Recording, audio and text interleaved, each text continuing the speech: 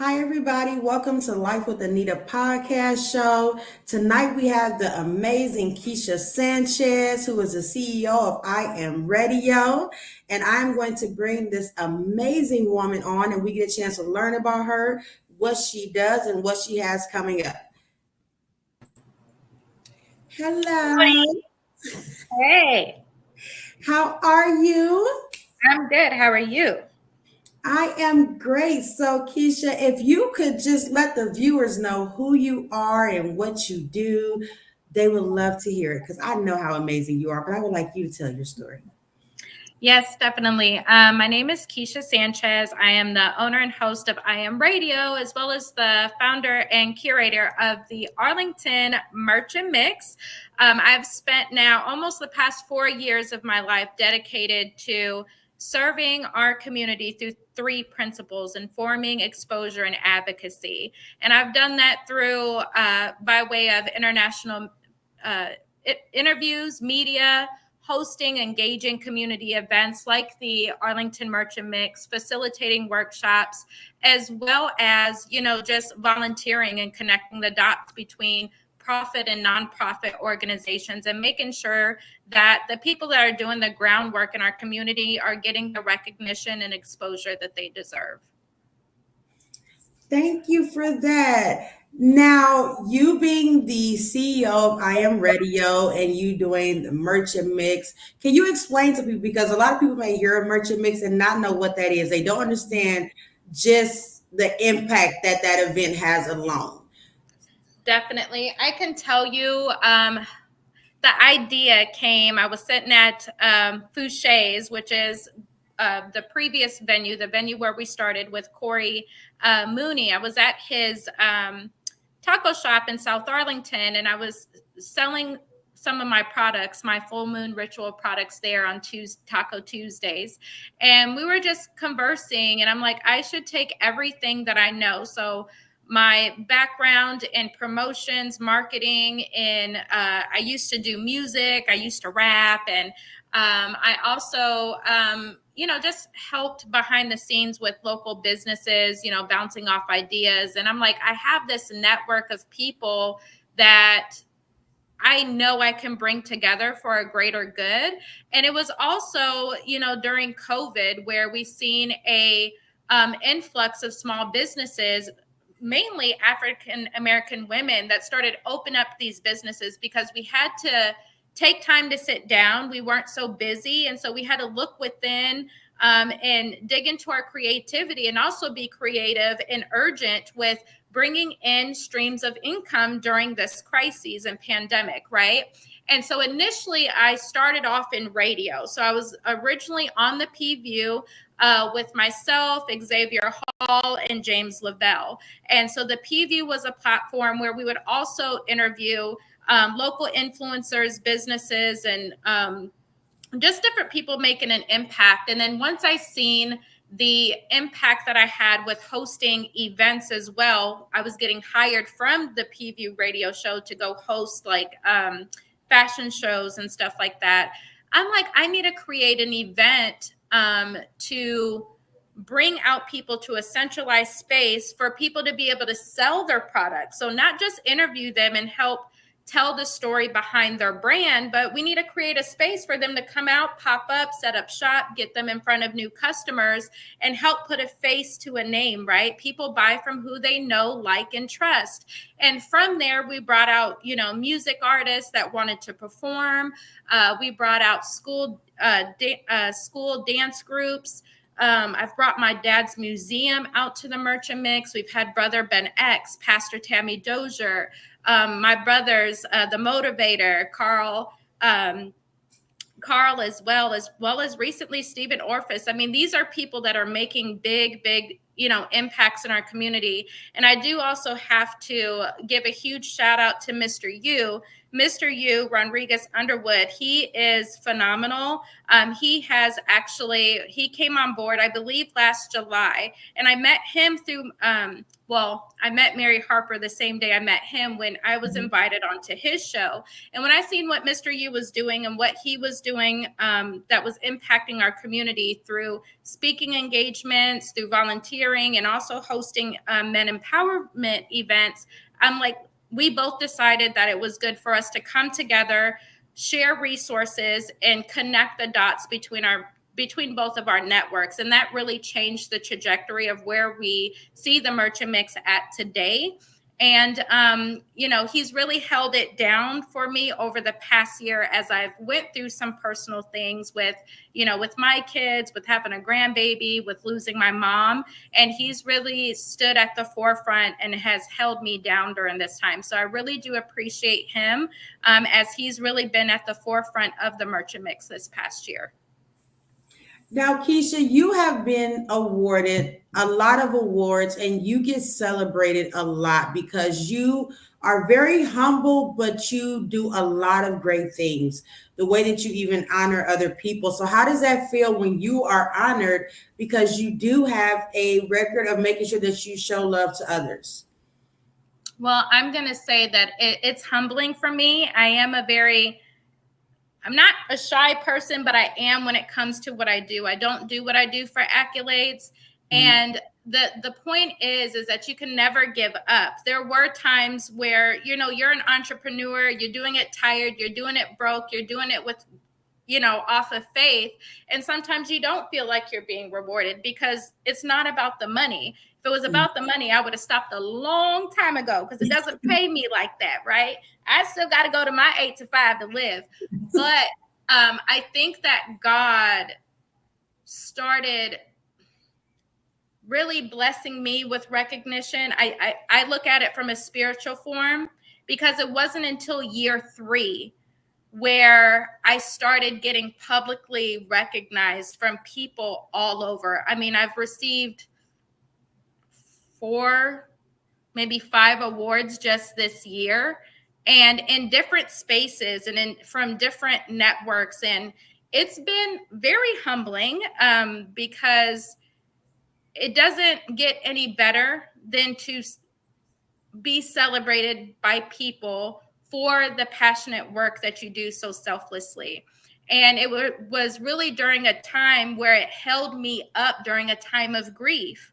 And so how I look at it is through these bouts of grief, because I lost my mom in November, I had something to look forward to. I kept getting invited out for dinners and getting celebrated. And I'm like, dang, why did this happen when my mom passed, right? Like, why wasn't she able to see the fruits of my labor? Because she looked up to me so much, right? But I found that every time I walked into this dinner or this brunch and I showed up, it was like she was all around because the brunches and the dinners and the celebrations were so beautiful. My mom was very flashy and very glamorous, and just everything was sparkly. It was pink. It was blinged out. And I'm like, my mom is here. But it's hard. It's hard to walk into those rooms knowing that the person that you work so hard to make proud is not there. And so I appreciate my network, honestly. And I'm sorry I'm getting emotional. Steven's gonna get me. He's like, you're always crying, but I just have to be real, right? I thank my network for really being there for me during this time because I wouldn't be able to continue on my path. And it really takes people uplifting you and holding you up. And that's why I say I'm so humbled because I don't do it for accolades. I really have a innate passion for people. I really have a high desire to show people the magic of life, right? And that you can make it to the other side. And I think during this season of my life, God has really shown me what grace and mercy looks like, and that if you just wait on the Lord in due time, like he will say what he says he's going to do, like the promises will be fulfilled. And I have witnessed it time and time again. And so I'm just talking about presently in my life. It's been made so clear and so known. And I just really thank the community for showing up. I really thank, my network for continuing to show up during this time, because it's not me, right? Like, I could have given up. I've had every reason to give up over the past couple years, and God's kept it together. So this is all for his glory. It has nothing to do with me. I am just here. I'm just the guide. I'm just the vessel. And that is the most humbling experience rather than any award that I have received. Okay, now Keisha, I know you did not want to cry, but this might see. I'm about to start crying as I'm getting ready No to say cry. this. I'm supposed to cry anymore. I'm sorry. Now, Keisha, you are being celebrated as an honoree at the upcoming Domestic Violence Awareness Dinner that I'm doing next week. Yes. You're being honored because you, no matter what time, when You I can't was cry on here. see, I can't help it. I'm trying to get it out. No matter what time, when I was still going through domestic violence and I was so ashamed and afraid to talk to anybody, you were like right there with me, answering my messages, helping me get through it. And if it had not been for you and others just lifting me up, like you said, I don't think I would have made it out and been to where I am today to be on the other side of that. So I want to publicly thank you and say how much I truly appreciate you. And like we formed a real sisterhood because I was like, I had just met you a couple months before that. And I was like, you didn't have to be here for me. You didn't have to respond to all those messages about what I was personally going through. But I thank you for empowering me to get past that. Well, Uh, yeah. I mean, that's what we're here for, right? Like, I've been there. So before I even knew I was being honored at this dinner, right? Before I even knew I was going to receive an award, I chose to come speak at that dinner in regards to domestic violence awareness, right? Reason being is I knew your story and I know that you're trying to host an event and I'm going to support others, right? Like, I'm in the game and we don't make it without paying homage, right? And so we have to carry each other on to our visions. But most importantly, this is going to be my first time talking about my domestic violence experience in a public setting, right? And I'm still trying to be prayerful about how I'm going to frame it up. But, domestic violence is very, very real. I experienced it in my teenage years, but I'm like, that don't even count because I fought him back, right? Like, we were two young teens fighting, but teen domestic violence is very prevalent, and that needs to be a conversation in and of itself. But when I got older and I was young, getting married, and that man, my first husband, he was very, very abusive. And I never thought in a million years, because I'm a very rowdy woman, like, as far as sticking up for myself and saying what I need to say and doing what I need to do. So for someone to outright attack me over and over and over again, and for me to get into a place of submission, not out of respect, but out of self-protection, out of fear, out of losing a sense of self-worth. To get to a point like that in my life at such a young age, I mean, that changed me in ways I still am learning the impact that might have had on me. But during that time, I lost 3 children. And I'm talking about in a span of 11 months. I had 3 miscarriages, in the hospital multiple times. And I'm young too. So there was one time, and so I want to talk about the crazy ish we do when we're in this turmoil, right? Like, I remember I had a miscarriage and I'm in the hospital. I'm hooked up to machines, girl, like wires. Mm-hmm.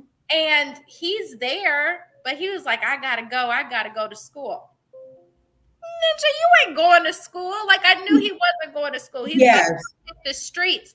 But rather than me sitting there, taking the time to myself and being in the hospital to be cared for, I literally ripped everything out my body and I ran after him, and it's stupid and it invalidates you, and it really puts things into perspective. Like, this is not right. Like, this is not the life to live. Being hit on, verbally abused, mentally abused. Let's talk about gaslighting. Let's talk about narcissism. Let's talk about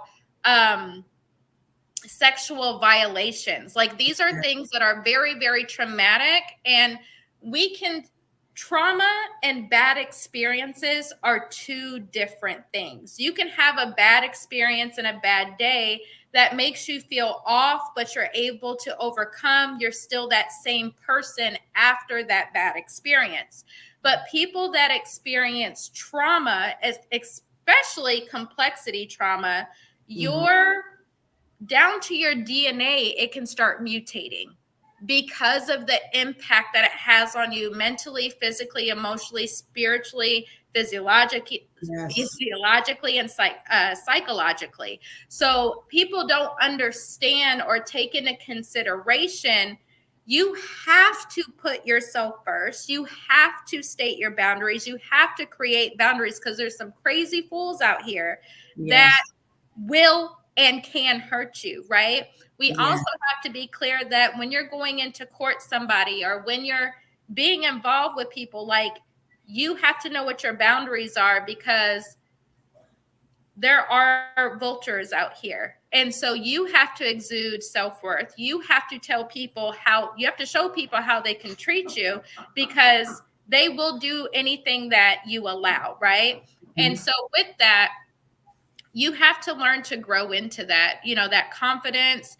You have to learn to say no, and you have to stop being scared to make another person uncomfortable in saying no, because it just leaves you with feeling uncomfortable and having anxiety and all of that stuff, because you're afraid of losing them, or afraid of holding them accountable, or them getting in trouble. That's some BS. Like, you have to start putting yourself first, and you have to protect yourself. And then if you have children, you have to make sure that you're protecting them and their psychology and their emotional and mental states. Like, it's traumatic for kids to witness their parents being in abusive relationships. And we really don't understand the impact of that until they start really being able to voice and come into themselves and really be able to express their own feelings, as well as start to engage in their own personal, intimate relationships.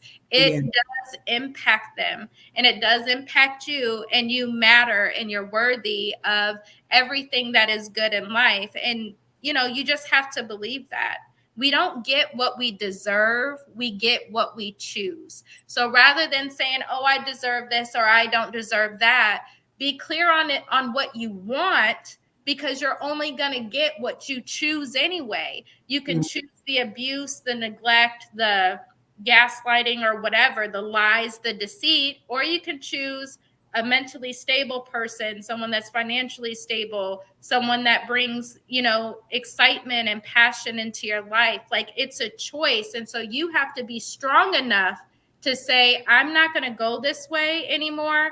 I'm going to choose something that I know I want, that I desire. It might not be as familiar because of my past experiences, but I know that oven is hot. What is it called? The stove is hot. I know I'm going to get burned. So I need to step back and go over there, go the opposite way, right? Because we want favorable experiences in our life. Yes, that is very true.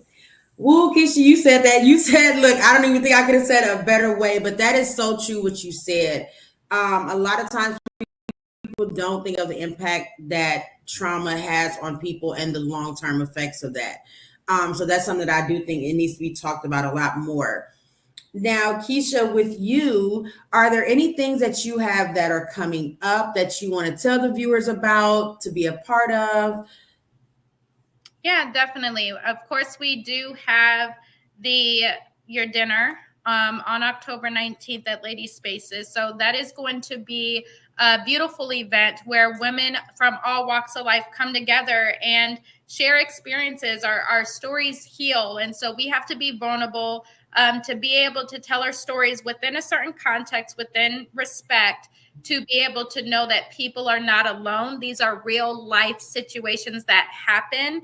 And the worst thing that people can do when they're going through things is feel like they're isolated or no one knows how I feel, because then you get stuck, right? You get stuck in this cycle and you don't know your way out. People need to hear hope, the gospel, the good news. You will make it out to the other side. Or they think my situation is so bad, like, how am I going to get out of this? I'm going to tell you what started giving me hope to get out of an abusive marriage is I believed, because, you know, I'm a young woman, so I thought that people stayed married forever, no matter what, you know, because I'm listening to the pastor, I'm reading the Bible, you know, do not divorce, do not get a divorce. And it's like, well, what do I do? You know? And it wasn't until I stopped being scared of the consequences, stopped being scared of going to hell. I'm like, I have to get the hell up out of here, right? Yeah. But I remember calling my grandmother because I'm like, how did she stay married all these years? Like, I need advice. And the most powerful thing that she did when I called her, I was like crying. I'm like, Grandma, how did you stay married to Grandpa all these years? And I heard her light up her cigarette, take a puff, and she was like, girl, I've been married 3 times. And I'm like, what? When I tell you, when my grandmother just told me that, I'm like, I'm over here tripping, putting all this pressure on myself, thinking I got to stay married to this person that is no good for me. And then my grandmother, that's how we really started building the bond that we have today. She started telling me all of her stories, everything that she went through with her husbands, and they started making me laugh because I'm like, I look at my grandma as the most beautiful person in the world. I'm like, who would do that to my grandma, right? And it gave me hope. I'm like, I don't have to stay in this. And then I had to start getting support. I had to reach out to my dad, my friends. I had to start surrounding myself with people that made me feel like myself again so I can muster up the strength. So it's very important for us to hear other people's stories. It's important for elders and people who've been in these situations to start being real. Like, stop with the cliches. Like, people are literally losing their lives. People are really walking around depressed and not knowing what to do. Like, these events are important, right? God knows who needs to be in the room, and they will be there. Whoever is seeking, they'll find, right? And so that's why it's very, I love that you're putting this event together, because you'll just never know who's going to be there.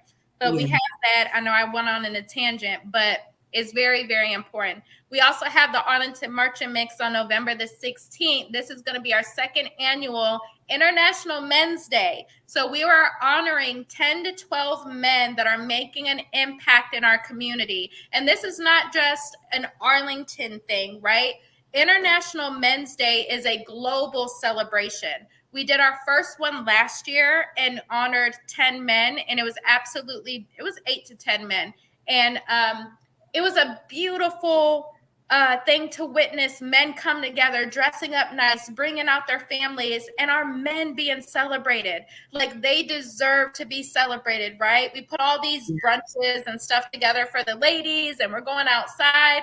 But what about our men, right? So it is important that they are honored and seen and feel heard within our community so they can continue to be cultivated and lifted up to continue to do the good work that they're doing, right? Yes. And so this is something that I have taken the lead on to share globally. It is a global celebration that is celebrated all over the world. And so the Arlington Merchant Mix has joined in on that on that initiative. So we're bringing it back again this year. It will be held at Gold Bar at 79 Restaurant. This is the time to celebrate the men that you love and that you know. And again, we're going to be honoring men that are making a huge impact in our community. It is a free event. It is family friendly. So if you know a man that you would like to celebrate, bring them out, bring your family, bring your friends. It is going to be amazing. And it's free entry. We're going to have a live DJ. Mr. Yu is going to be on the ones and twos. He's our amazing MC. And we'll be bringing in the motivator, Carl Roberts, to give us high energy and give us a good message to lift up our brothers. So I'm very, very excited about that. I do have other things going on in between, but those are the two main things that I am working on right now.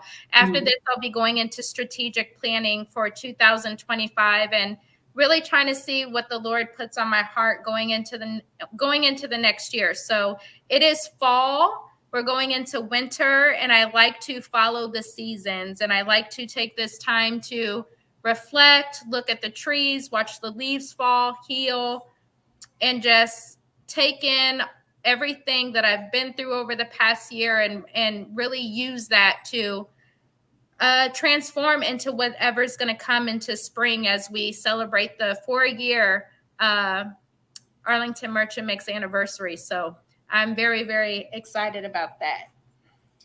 Now, Keisha, I just want to say before we get ready to end the show that I am very much proud of you. It has been amazing to know you, to have you as a sister now. It is truly amazing. You do amazing things in the community and you really are a great person. And so I just want to tell you that publicly so that you understand just how much you are important and how much you are loved. You really are a great person. Now, if anybody wants to contact you or be a part of anything, how can they make contact with you? Call me. I know people like giving out all their stuff, but I am just a personable person. I am. So my number is 817-800-7293. If you do need to hit me up on more of a formality, you can email me at I am radio. That's EYEAM radio@gmail.com. It looks like my partner, Mr. Yu, just hopped on. What's up, Mr. Yu? And again, I don't know if you just hopped on or if you've been watching, but I did have to give you a shout out and publicly thank you for holding the Arlington Merchant Mix down, holding me down for the past year as we've had to continue this good work, right? It does take a village, just like in family and, in raising kids, it takes a village in business as well. So I truly appreciate him for really being at the forefront when I had to kind of take a step back to get myself together. So thank you so much. Thank you, Keisha, for being on the show. You have been amazing. And I wish you so much more success. I know that you do everything from the heart and you really are a genuine person. And it's rare to find people like you. So thank you for being you.